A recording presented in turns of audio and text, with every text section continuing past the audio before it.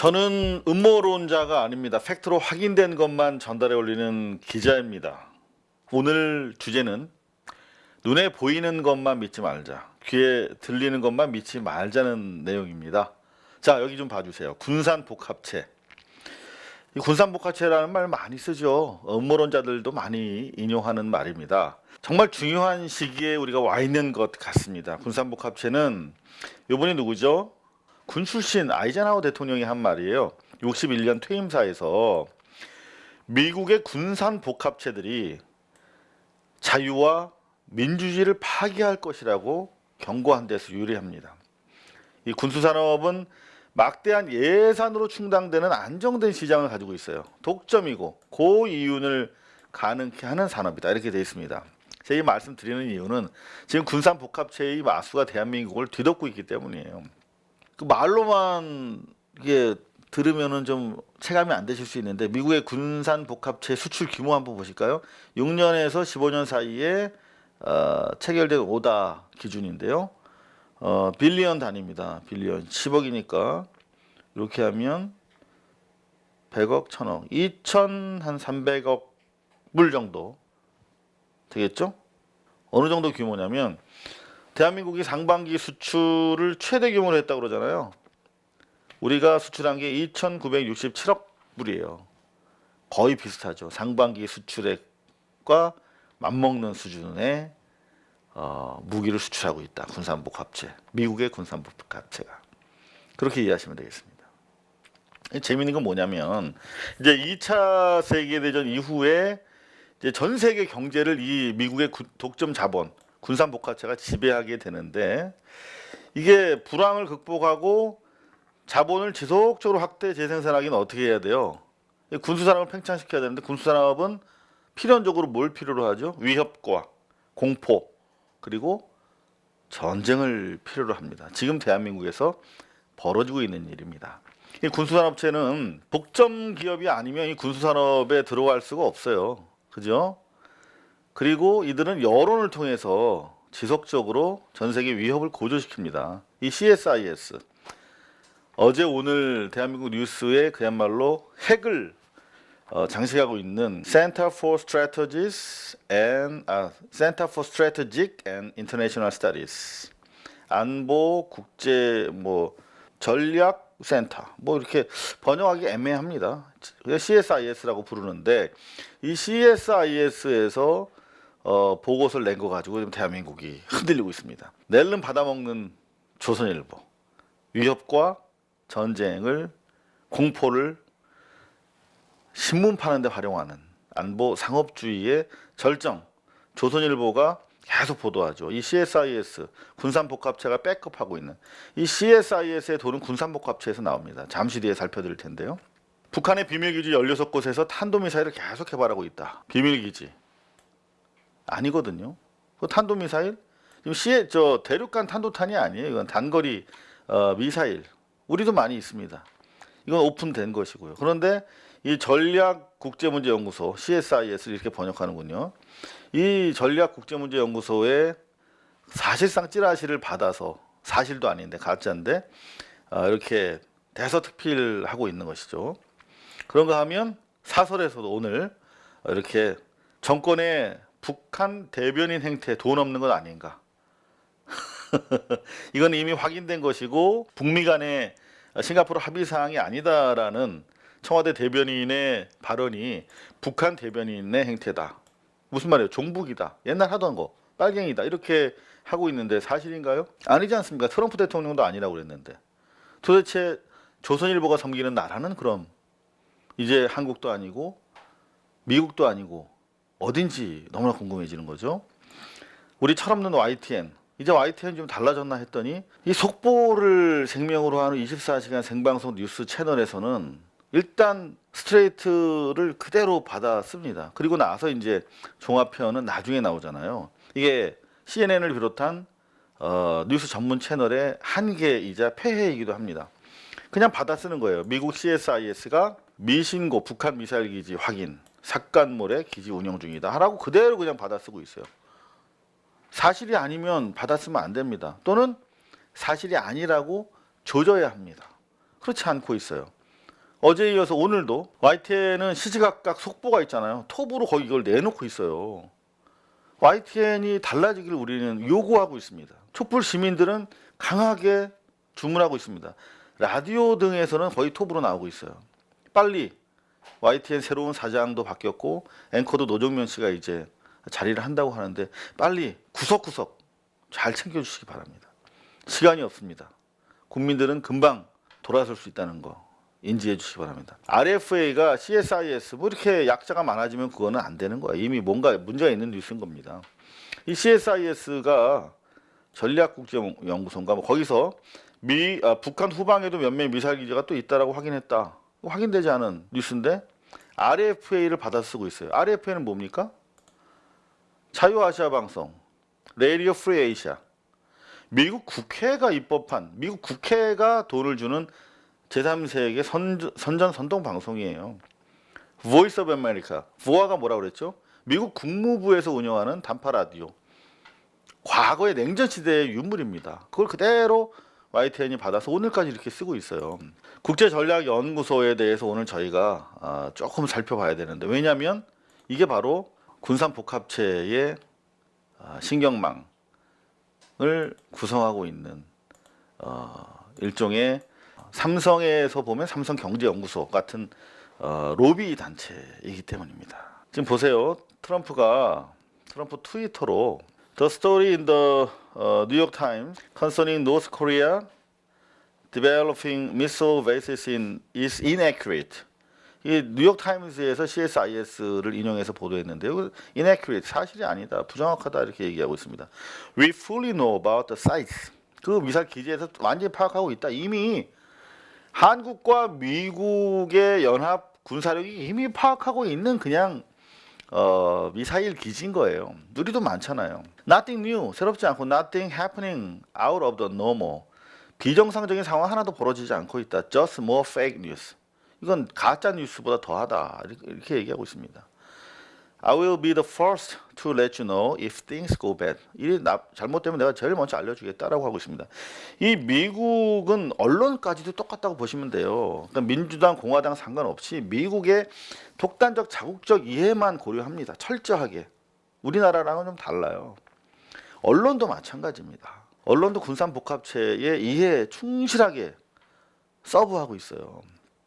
도널드 트럼프 같은 사람은 우리 과거의 노무현 대통령 같은 사람이에요. 그러니까 기득권 체제에서 관리된 사람이 아닌 거예요. 돌출된 사람인 거죠.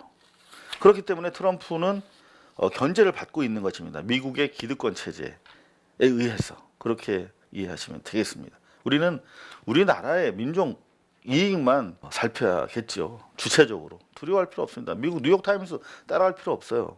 변상욱 CBS 대기자께서 북한 삭감물을 2년 전 우리 언론 모두 보도한 기지다. 심지어 하태경, 하물며 하태경도 뉴욕타임스 기사에 흥분하는 극우 세력들이 이제 와서 트럼프도 빨갱이로 공격하고 있다. 절대 흔들리면 안 되겠습니다. CSIS에 대해서 조금만 더 살펴봐 드려야 될 것 같아요.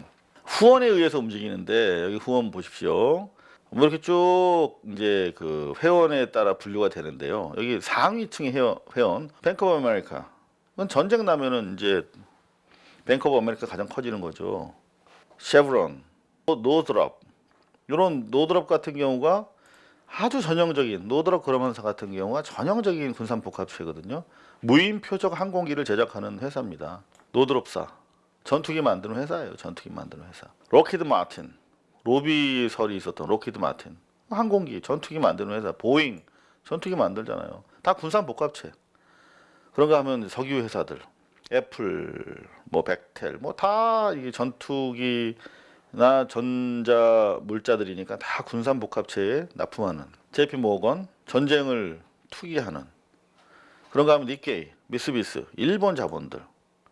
마이크로소프트야 당연히 군산복합체죠. 그리고 또 레이티온. 지금 우리 국내에 들어와 있는 그 말 많은 그 북핵 레이더가 다 레이티온 거 아닙니까? 그죠? 레이티온. 그러니까 한미 연합 사령관 정도 되는 사람들이 다 보잉이나 레이티온이나 노드롭사로 다 들어가요. 예편하고 나서 무기 팔려고.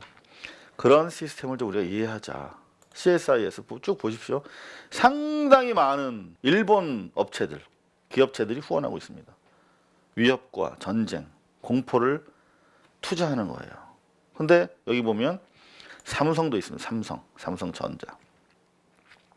뭐 다른 얘기를 하겠죠. 미국의 로비 차원에서 관계 형성을 위해서 기부하고 있다고 하겠지만 대부분 일본 기업이 지원하는 데 반해서 삼성전자가 하고 있다. 삼성전자도 책임이 있는 거예요. 이런 가짜 뉴스에 대해서. 그렇다면 국민은 준엄하게 삼성은 이미 다국적 기업이기 때문에 한계는 있겠습니다만 우리 회장님이 계시잖아요. 여기 대한민국에. CSIS에서 돈 빼라고 요구해야 됩니다. 그게 주체적인 국민들이라면 그렇게 요구해야 된다고 생각합니다. JTBC에서도 이걸 요구해 줘야 됩니다. 물론 그럴 리 없겠지만. KBS 넘어가 보겠습니다. 14%, 최근 들어서 가장 높은 시청률을 기록을 했어요. 제가 쭉 보니까 아니나 다를까 역시 뉴스는 진정성과 특종, 국민의 알 권리를 위해서 엎드리면 시청률이 올라갑니다. 최근 들어 가장 높았어요. 단독이 많았거든요. 탐사 K라는 데에 대해서 어제 1,100만 원 내면은 혼거실에서 교도소 독거실로 독방으로 옮겨준다라고 하는 김상채 변호사, 판사 출신 바른미래당의 정책 부의장인데 정책 부의장이면 되게 높은 거거든요. 이 양반을 추가로 취재해봤더니 가석방도 시켜준다는 거예요. 수천만 원 내면. 검은 거래가 더 있다는 걸 취재를 했고요. 교도소에 독방 거래가 또 추가로 있었다. 정말 골 때리지 않습니까? 1,000만 원. 이 나쁜 짓 하면서 돈 받는데 부가세. 아 진짜 이 도둑질도 정말 뻔뻔스럽게 이렇게 하는구나. 100만 원은 부가세라는 거예요. 바른미래당에서 김상채 정책 부의장을 해촉했답니다. 어이가 없는 거죠.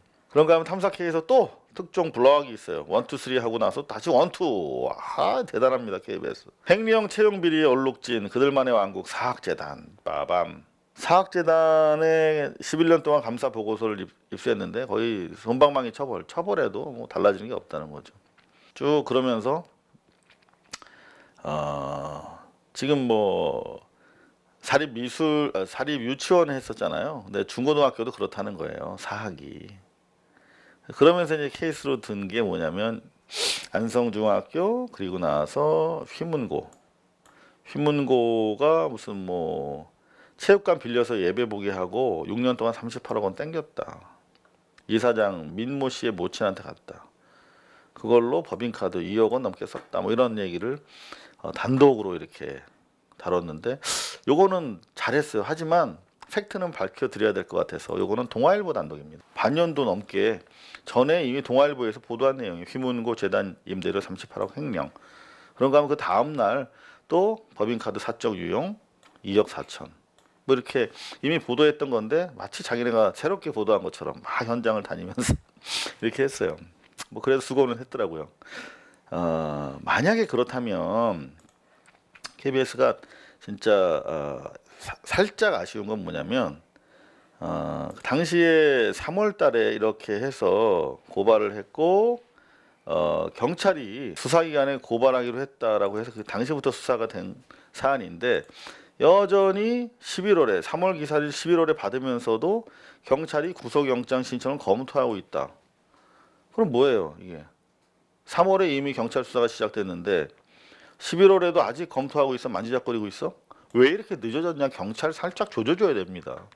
그걸 못했어요. 아쉽습니다. KBS가 적어도 이 정도 사이즈로 두 꼭지 정도로 해서 벌렸으면 사학비리, 중고등학교 사학비리를 벌렸으면 이 정도로 구조적인 문제점을 짚어줘야 되는 거죠. 사학비리, 사학법으로 그런 사학비리를 막겠다라고 노무현 대통령이 4대 개혁입법을 취임 초부터 추진했죠. 국가보안법 개정, 사학법, 또 언론법, 언론개혁을 위해서. 그 다음에 친일성상 관련된 법, 4대 개혁입법을 추진했다가 준비 없이 추진했다가 언론에 조중동을 비롯한 조중동 대부분 사학을 가지고 있잖아요. 역풍을 맞았어요.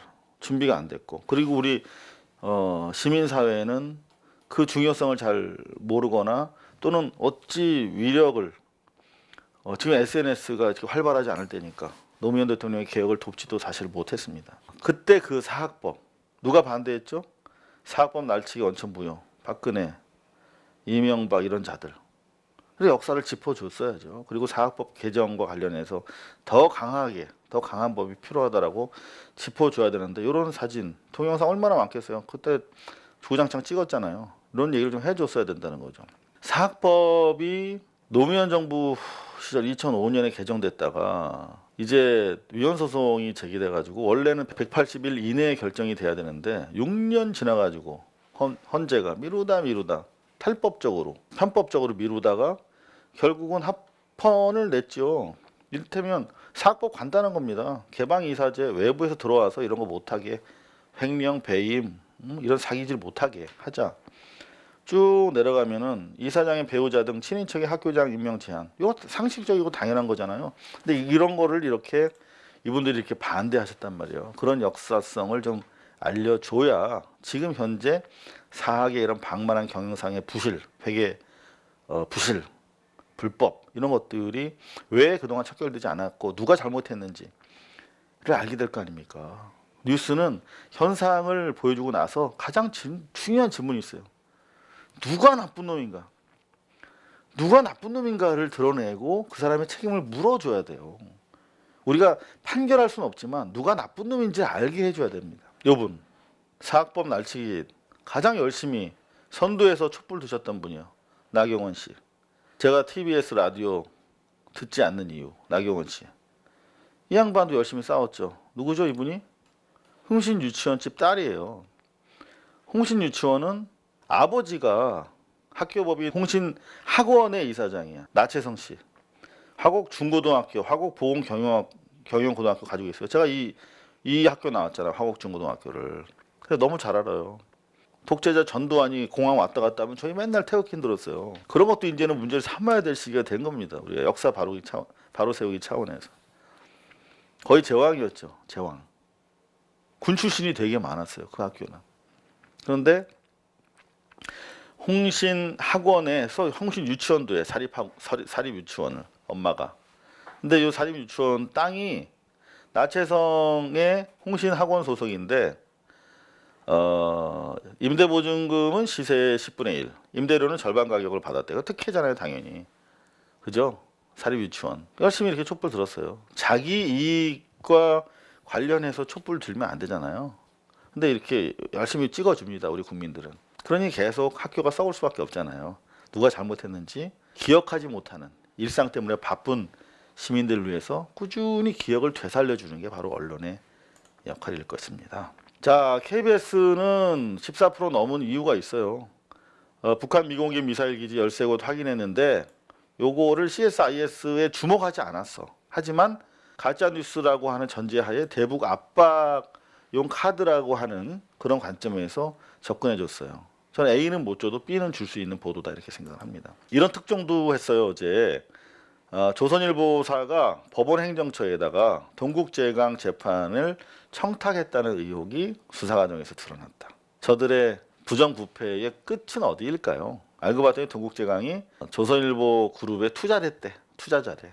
뉴스를 보다 보면요 혈압이 올라가요. 제가 지금 약간 뇌경색을 오래 알아왔는데 진짜 요즘 같은 거 많이 혈압이 오릅니다.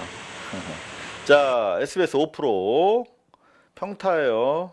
편집도 평타입니다. CSIS 보도를 일단 받아줬어. 그리고 나서 한미 북미사일 기지 이미 파악했는데 왜 일부러 흘렸나? 라고 질문만 하고 대답은 없어요.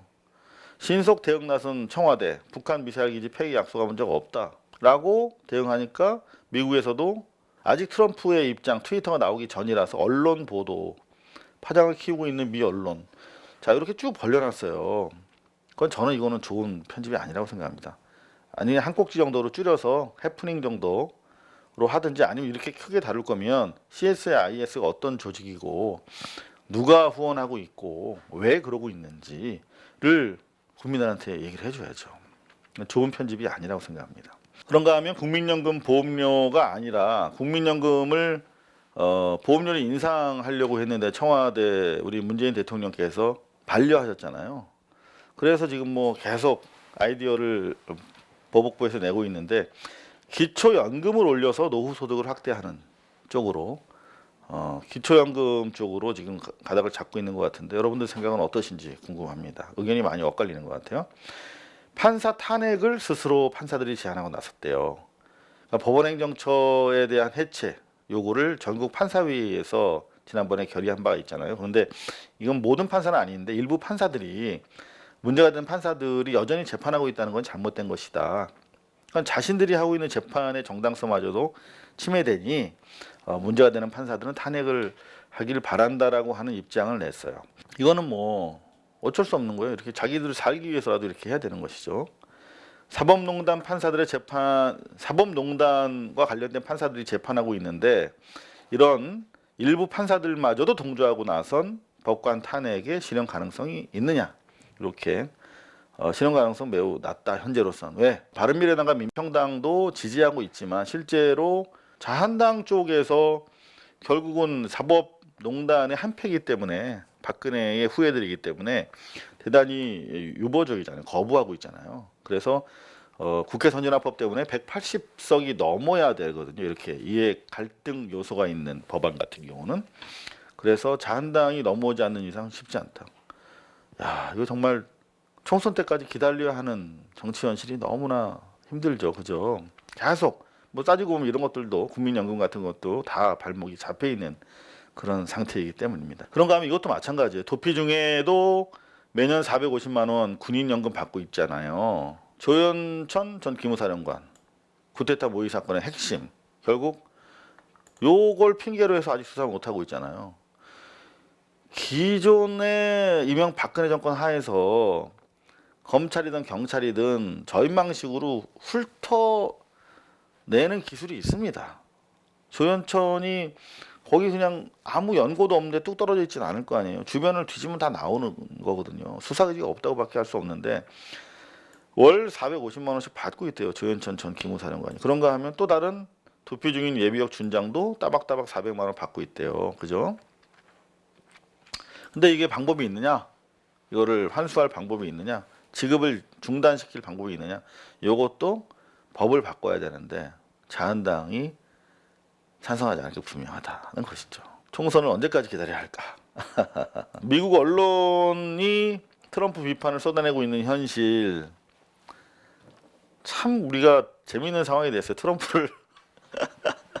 트럼프를 미국 지식사회에서는 싫어하는데 우리는 통일을 위해서 트럼프를 미국 언론으로부터 지켜야 되는 그런 이상한 참 재미있는 상황이 됐어요. 그죠? 미국은 그렇다 쳐도 일본 정치권 그리고 일본의 언론들 지금 손잡고 반환 부추기게 하고 있다. 이제 국내 정치 카드로 활용하고 있는 것인데 BTS 관련해서 이런 언론들이 바로 아까 보셨던 것처럼 니케이처럼 CSIS에 기부를 하고 있는 그런 것이다라는 거죠. MBC 시청률이 3.4, 주말보다도 더 낮게 나왔습니다. 왜 그럴까요? MBC 안 봐요, 사람들이.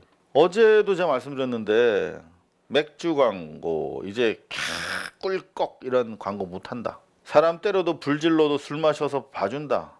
심신미약으로 인한 감경해준다. 이제 봐주기 그만하자. 뭐 이런 기획 보도죠, 기획 보도. 이거는 이런 걸 연성 편집이라고, 연성 뉴스. 제가 왜 우리 대한매체 이름을 고발 뉴스라고 지었는지 아십니까? 고발 뉴스가 없으면 뉴스는 힘이 없어요. 이런 연성 뉴스 가지고는 사회를 바꿀 수가 없습니다. 고발 정신은 탐사 정신. 깊이 들어가서 뽕을 빼는 거예요. 구조적 이유를 밝혀내는 거. 그 구조의 심지어에는 권력 관계가 작용하고 있습니다. 근데 그렇게 깊이 들어가지를 못해요. 연성 터치만 하고 다니는 거예요. 이런 거는 다 아는데 보겠습니까? 시청자들이. MBC 봐줄 뉴스가 없어요.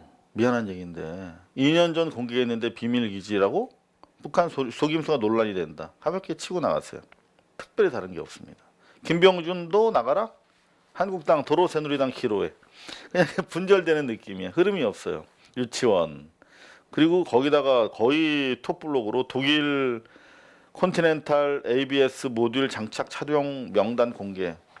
이게 지금 뭐 중요한 기사겠죠. 안전과 관련된. 근데 뭐 벤츠, BMW 관련된 차를 타시는 분들이 얼마나 되실지 모르겠는데 차주들이라면 이런 거 다 찾아서 보시지 않을까요? 모르겠어요. 이렇게 값어치 있는 톱블락에 올라갈 기사인지는 모르겠습니다.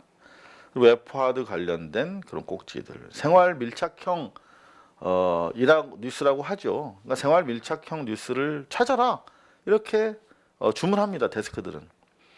근데 이렇게 생활 밀착형 기사들로 채워지면 생활만 있지 우리 삶을 관통하는 구조에 대한 성찰이 없으면 뉴스가 힘이 없습니다. 다 아는 얘기만 나오게 되는 것이죠. 특별히 봐줄 게 없네요. 봐주려고 해도. JTBC 뉴스룸 5.7817 거의 6% 접근하고 있습니다. 상당히 높죠? 쭉 봤어요. 사법농단 연루 법관 탄핵하라. 직접 행동 나선 판사들. 그런가 하면 판사 탄핵 제안문에 담긴 2대 기준. 문제될 재판들은 어떤 게 있나. 이게 뭐 무슨 의미가 있겠어요. 결국 국회가 막혀 있는데. 사상 첫 법관 탄핵 가능할까? 국회 헌재 절차는 있지만 자한당 협정 안 하면 못 한다. 힘이 없어요.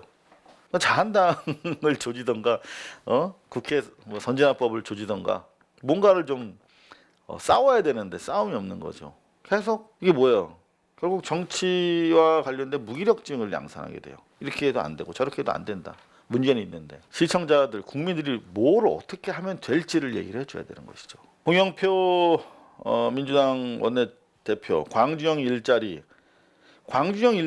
걸 화두로 잡고 나왔어요. 그게 뭔가 봤더니 다른 지역보다도 상대적으로 싼 임금을 제시하면서 동시에 SOC로 이렇게 부족한 임금을 메꿔주는 형태죠. 그러니까 노동시장의 복지 개념으로 정부가 개입하는 모델인데 일견 보면 괜찮아 보여요. 그죠? 근데 저 역시 예상 못했던 문제가 많이 있더라고요. 노동계에서 상당히 반대하고 있어요. 반대하는 이유들을 이렇게 제시를 했는데 그러니까 다른 지역이 동반적으로 낮아질 수 있다. 이런 이유 때문인 것 같아요. 대표적으로. 그러니까 일자리 환경을 나쁘게 할 수 있다는 것인데 기본적으로 이거는 노동계와 정계가 좀 머리를 맞대고 허심탄회하게 이야기할 사안인 것 같습니다. 그리고 뒤로 밀었어요. 이건 좋은 것 같아요. 미 싱크탱크 CSIS가 북미신고 미사일 기지 13곳을 확인했다라고 보도해서 쟁점화 시켰다. 그런데 정부에서는 이미 파악한 내용이고 새로울 게 없다. 이런 내용 주고받고. 그러니까 불안하죠. 국민들은. 이 미국 싱크탱크가 어떤 데인지 모르니까. 앞서 말씀드린 것처럼 미국 군산 복합체를 떠받들고 그거를 전파하는 싱크탱크, 신경망. 일종의 우리나라 조선일보 같은 역할을 하는 거예요. 삼성의 입장에서 보면 삼성경제연구소 같은 역할. 그렇게 해서 그 싱크탱크라는 곳에 대한 가치 부여를 해줘야 판단이 가능할 텐데 정보도 부족하고 저는 성공적인 뉴스 편집은 아니라고 생각을 합니다. 광주형 일자리에 대해서 세 꼭지를 할애를 한 부분 이건 상당히 기존에 계속 노동계 측을 일방적으로 때리는 보도만 했는데 오늘 보니까 저희 데일리 뉴스 비평을 모니터를 하시는 거죠. 노조 입장도 일응은 부족하지만 전달이 된 것 같다.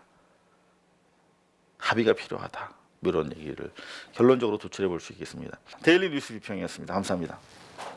고발뉴스는 여러분의 자발적 후원에 힘입어 운영되는 대한매체입니다. 자본과 외압에 흔들리지 않는 언론으로 키워주십시오. 후원 신청은 지금 고발뉴스닷컴에서 접수 중입니다. 여러분의 많은 참여를 부탁드립니다. 감사합니다.